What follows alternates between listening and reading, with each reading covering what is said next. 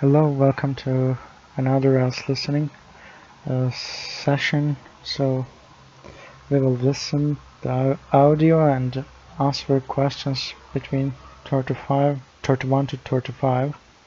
So let's start. Section 4. You will hear a lecture about the history of the tomato.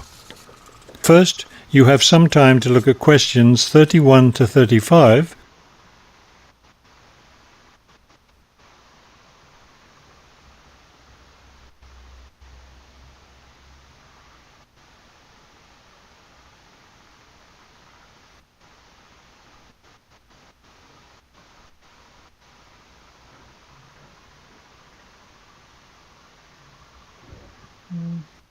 I think it's red, but I don't know. Now listen carefully and answer questions 31 to 35. The tomato is a popular vegetable, which figures in the cuisine of many countries around the world.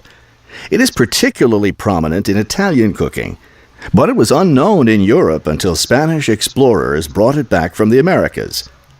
The tomato originated in the highlands of Peru. From there, it eventually found its way to Mexico, where it was cultivated by the Aztecs.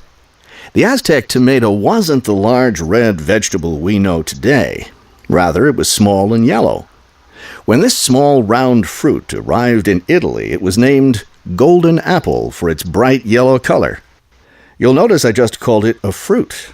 That's because a tomato is botanically a fruit, even though most everyone calls it a vegetable.